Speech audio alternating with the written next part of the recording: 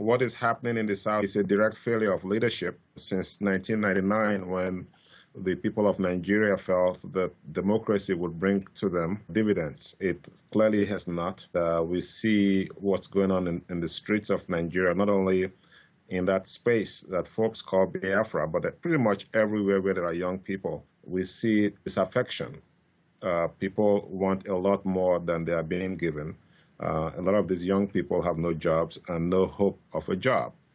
Is the way that these protests have manifest, though, is this the best way to call for a change in that feeling of marginalization? Is this the best way?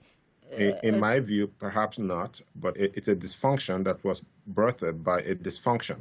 We've had 16 years to make things right for the Nigerian people. And quite honestly, there is a conversation to be had about whether democracy is the appropriate vehicle to get us from point A, where we are, to a desired place.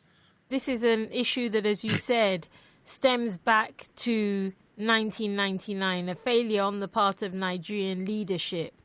Yet Nigeria now has a relatively new leader. Has enough time been given for him to even address the grievances? Well, I don't think Mr. Buhari has the intellectual capacity or the managerial capacity or the empathy to deal with the Nigerian situation, period. First of all, I think it was a huge blunder to have arrested Mr. Nnamdi Kanu. By that action, they turned a fringe element into a mainstream activist. Can I ask you, what would you rather have happened if you have somebody making public call for arms? You don't think it's the right action to arrest somebody like that? What would you have rather seen happen to Mr. Kanu? All over the world, all over the country, all over Nigeria, there are fringe elements that go around making a lot of noises.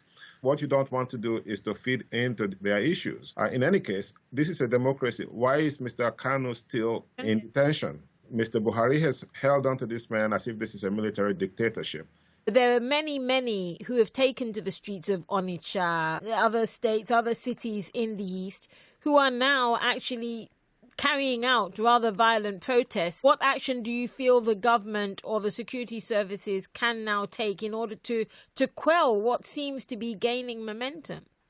The state of Nigeria has every right to secure her borders. The state of Nigeria has every right to make sure that her citizens are safe and secure in a land that nurtures people. That has not happened. Let me put it this way. If the average Nigerian suffering on the streets knows how easy it is to sack a police station today, we will be in big trouble. The truth of the matter is the generals, the service chiefs, civil servants, everybody pretty much from Aso Rock down to the lowliest civil servant in these places have looted the place dry. There are no resources to maintain peace and order. There are no resources for the education of folks. There are certainly no jobs. So Mr. Buhari was elected on the basis of a dream that he would stop these things. He has surrounded himself with incompetence. He has surrounded himself with the same criminals that looted the place to the point where we are now. You don't need to be a seer to understand that we are going nowhere fast. What would you say then, given that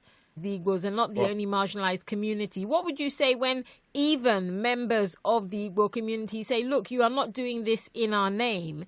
There are other ways to talk about marginalization, and that they don't even support the call for secession, for this renewal of a call that led to the deaths of so many millions back in 1967? I don't see secession at this point as a viable option, quite honestly. The world has moved on. The world has changed since the 60s, for good or for bad.